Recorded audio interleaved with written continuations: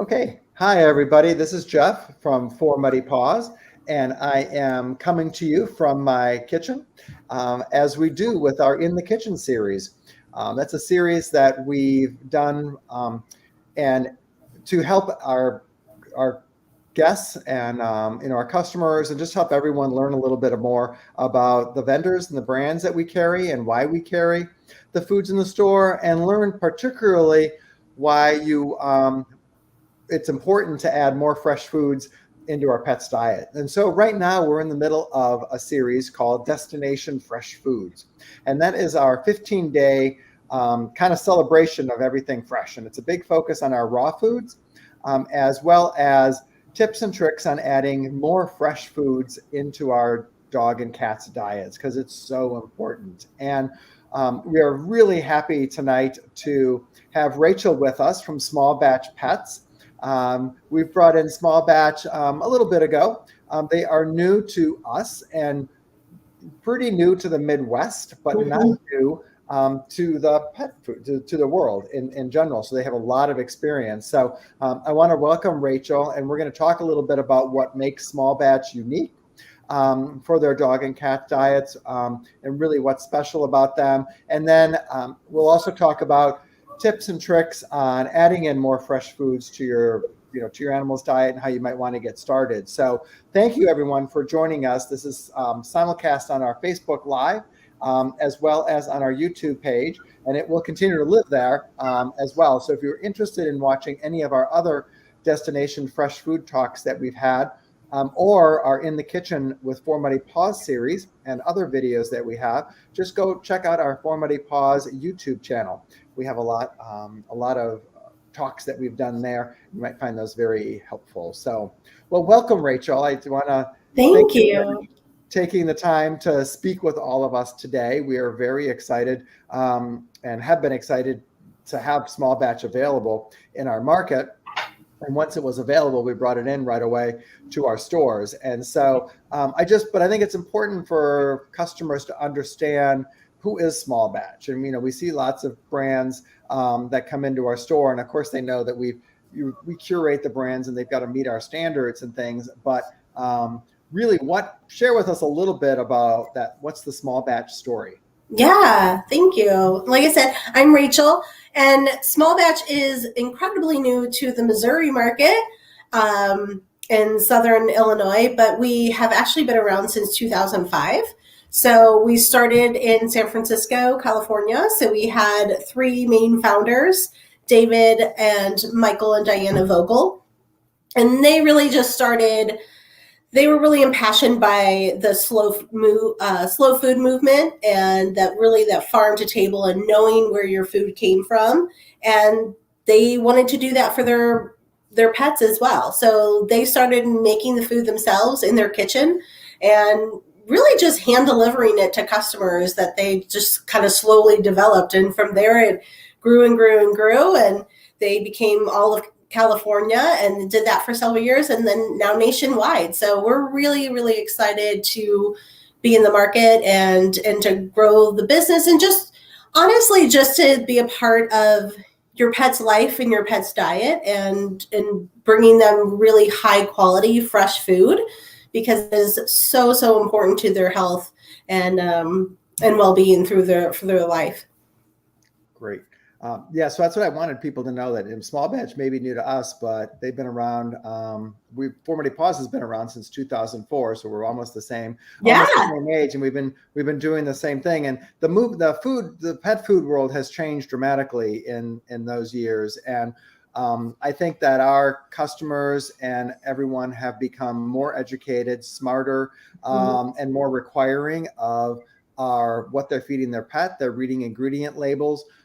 They're understanding, they're asking about sourcing and things. And so when you mention that slow food movement, really then going from farm to bowl. So we're going to farmers markets and we're buying more fresh foods for ourselves, and learning more about our human nutrition.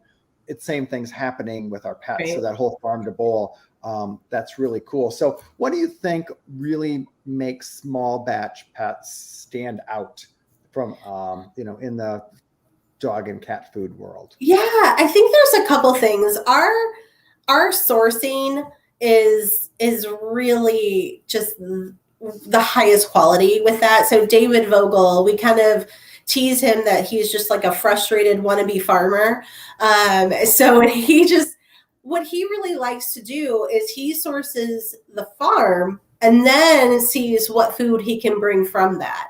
So he kind of does it what most people think are like a backward way to do it. Most people are like, I want to make this food. Where can I get turkey or whatever? Where he goes out, he's like, stumbles upon an amazing turkey farm. And he's like, great, I'm going to make turkey food now. So that's, I think, really kind of sets us apart. And he is extremely passionate about maintaining the respect and well-being of the animals that go into our food, because that's something in the pet food industry we don't like to talk about a lot. The fact that animals are in what we're feeding our beloved animals, and we want to make sure that the animals that are used to create our food are respected. They're given a really, really life. They're fed a biologically appropriate diet. They're not on factory farms, no cramped feedlots.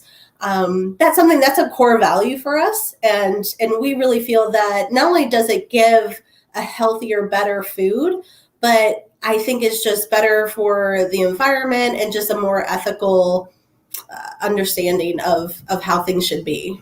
Right. And so we're talking about sourcing a little bit, and we'll talk about that because I think it's really unique because you're one of a very few handful of companies that use the GAP certification. So those of you who shop at a popular fresh food store will often see the GAP rating. So it means Global Animal Partnership, and it's a little box that might be yellow, green. There's different colors, and it has different levels. And so that Global Animal Partnership is certification that animal was given the proper outdoor access, given proper how much sunlight they get, and all these different levels. So there's like GAP 2, 3, 4, 5, and so different GAP levels. And so that is on the packaging for small batch pets, and I think that's really important because we do want to. We love our dogs and cats, and we love our animal. We love the animals that do supply our food, and we want to make sure that they're taken care of as well. So I think that having that main aspect of it is important because our cats do need, and our animals do. Cats 100% need that animal-based protein. Right. And our dogs need that animal-based protein. So that's so important for us. But doing it ethically and humanely is also, I think, significant. So what about what else? So besides the proteins that you put in, what else makes your small batch? Yeah. So one of the things, there's a lot of brands that use organic produce. We also use 100% organic produce, but we kind of take it a step further, and we don't use any synthetic vitamin packs to our food. So even all of our supplements and things like that, our minerals are derived a lot from our bones and the organs that we use. But then if you were, to pick up a bag of food, and I really encourage everyone to do that, take a look at the ingredients. And if there's something you don't understand what it is, call us out, let us know. But you'll see, so like our supplements are going to be, organic wheatgrass, organic bilberry, organic bee pollen, apple cider vinegar, things like that. Some things that you've heard of and you know how beneficial they can be for human consumption, and they're very beneficial for your pets as well. So we kind of think of vitamin packs as the same as, like, imagine eating a great microgreen salad and getting all that nutrients, or just taking a multivitamin. Like, what's going to heal your body more, what's going to absorb better in your body? Yeah. It's going to be that microgreen salad. So that's really what we want to do for your pets as well, is we don't want to just put in a bunch of vitamins that maybe you could even overdose on some of those vitamins. Maybe your pet doesn't need those, and it can't absorb quite as nicely as having all that organic, natural sources. And that's very true, because we've seen a lot of for instance, a vitamin D over supplementation, which can be deadly for our pets. Absolutely. And it doesn't happen when you're using natural ingredients. You can't over supplement that. Right. And I like to think about whole foods as having the lock and the key, that those whole foods unlock, they have the key to unlock all the nutrients. Sometimes when our bodies recognize a synthetic vitamin and mineral, they can't fully utilize it. Right. So, and sometimes our dogs have a reaction to it as well. So that's, I think, I do believe that's important as well. And then adding ingredient whole foods like bee pollen are, and you believe you're one of only a few foods, if any, that really add bee pollen in. And can you talk about bee pollen a little bit and why? Yeah, bee pollen is great for dogs and cats both. It helps to really help them get an immunity to a lot of allergens, things like that. So it's just a really wonderful supplement to add in there, and it's something that you'll find that you can put in your own smoothies at a lot of smoothie bars and juice bars, but it's just a great natural whole food source to give you a little bit of boost, a little power. Right. Excellent. So talk about your manufacturing process a little bit, because that's one of the things that we really want to stress, talk about, or make sure that our customers are aware of that, on what are the standards that you use when you're preparing the food. In particular, it's important with all of our food, but even more important with our raw food. So what processes do you use to make sure that those foods are safe and good for your... Yeah, that's really, really key. And I think it's important for your clientele to know that the FDA actually holds raw pet food to a higher standard than raw food that's in your grocery store. So let's say chicken, for instance. If you buy and you're like, why can't I just feed my dog chicken from the grocery store? So the chicken in the grocery store actually is allowed to have a higher bacteria content than is allowed in raw pet food, because that chicken in your grocery store is meant to be cooked. So that's something I think that a lot of people don't know, and it's good to keep in mind. So we have extremely high standards, not only that the FDA holds us to, but also that we hold ourselves to. So we test every single batch of small batch before it goes out. We make sure that the bacteria content is on, that the cythine's good, all those things are met. And when we're talking about bacteria in food, one thing that really kind of sets us apart from some other brands is we don't use any mechanically separated meat in our food. And that's kind of a complicated word and no one knows what it means, but in a little snapshot, what mechanically separated food is when you have an animal that comes in to be processed.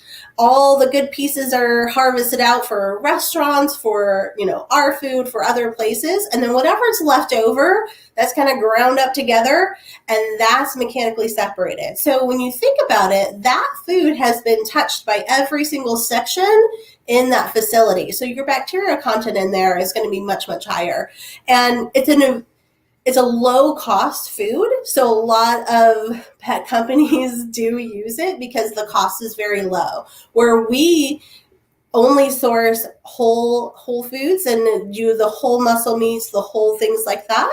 So our food is one of the first things that's going to be harvested and touched. So it's not passed around. So we can keep that bacteria content extremely low. So that's really key too. And do you use HPP for high pressure pasteurization? Yeah, we don't. Foods?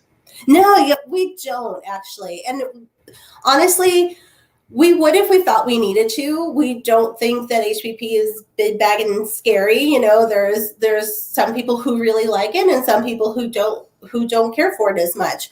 So we don't want to use HPP just because we really strongly believe, and we can back it up with our facts, that our food doesn't need to be HPP'd. So as long as the freezers are working, the FDA can come in and test any single bag of food, and we are going to pass with flying colors because we use the best ingredients and the best sourcing, and we package it and it's kept frozen and all that good stuff. So we don't feel the need to do that. Great. That's just important. That's important to know. So just people have a choice. Yeah. Where they're going with that. And then, okay. So And then searching from your local farms. Now, one of the things I think that's unique is raw foods always have, like all of our raw foods, are a combination of muscle meat, organ meat, and bone, and some levels of fruits and vegetables. Mm-hmm. And I know you call all that out on your bag. So, for instance, the lamb might be 78% lamb, 20% vegetables, 2% natural supplements. Mm-hmm. But one of the other things that I think you do that's unique is that all your vegetable mix isn't the same in every single formula. Some include root vegetables and some have no root vegetables. Why is that important? Why should I care? Yeah. And honestly, for a lot of people, they probably don't care. And it's probably just fine. And you can rotate through all the foods. But what's really important to that is if you have a pet, maybe your pet is overweight or diabetic or needs a low glycemic index diet, then you're going to want to stick with a food that does not contain that root vegetable. So no carrots, no yams, nothing like that, because those are going to be starchier, a little more sugar to them. And if you have a dog, for instance, that has some diabetes, you want to stay clear of all that sugary starch.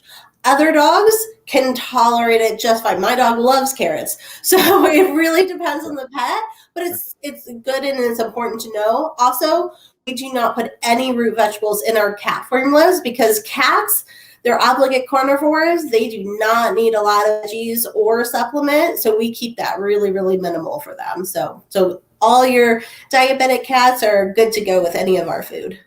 Excellent. So I guess going through some of the options that you have within the diets, we have the traditional, the patties, they're 8-ounce patties, right? Mm-hmm. And then you have your sliders. Yep. And are those, what size is your sliders? How many? A 1 ounce. A 1 ounce slider. Mm-hmm. Okay, perfect. So we have those in fully raw. Yes. Cooked. And then I think you have another line of products that are really the same formulas, right, as your raw foods? Basically, it's basically the same formula as the raw food in a 1 ounce little slide. We call them sliders. Looks like a little hockey puck. And then we gently cook it. And we do that sous vide style. So it's put into a water bath. It's slowly brought up to 155 degrees, held there for 5 minutes, and then cooled back down and then frozen. So that one, it's for anyone, let's say, you're a pet parent and you are very immune compromised and you cannot handle raw food. Lightly cooked is a great option for you, so you can still give really great fresh food to your pet and not put yourself at risk. Or if you just, maybe your dog is very, very picky, maybe they have a very sensitive stomach. Some dogs, as they get in their senior years, can get very sensitive stomachs, and lightly cooked is a good option for that because it's very, very palatable and really good for a finicky stomach that's, can take her to leave it for some things, but lightly cooked works perfect for them.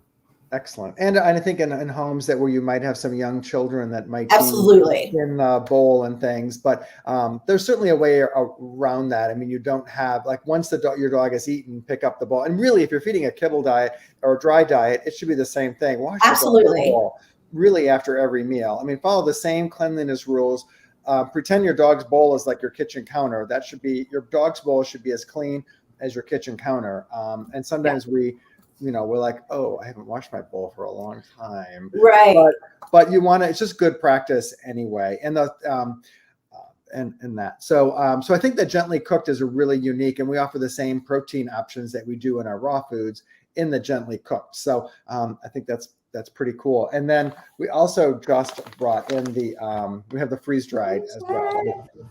So talk about how someone might use the freeze-dried formula, and are there any differences between the freeze-dried and the raw? Obviously, one being freeze-dried and raw, but beyond right. So this is still in the raw family. Like, people who are really hardcore raw will definitely say that freeze-dry is not a true raw, and they're not wrong about that. There is some process with that freeze-drying process, but the ingredient content is very much the same as our raw formula.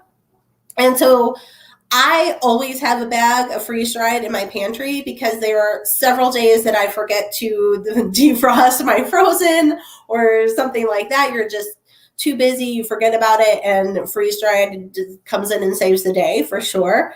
Great for, camping, taking on the road, that type of thing. It's extremely palatable. You can, like, when you open the bag, you can smell it, and it smells good. It doesn't smell like a typical dog food. It actually has a really nice smell to it. When you open the bag of frozen, you really don't smell too much. Sometimes I think the lamb has like the strongest smell, but even that, it's very minimal. But when you open the freeze dried, you can smell it. And my dog, like, he knows when he just sees the bag, he's like, that's for me. I want it. Give it to me.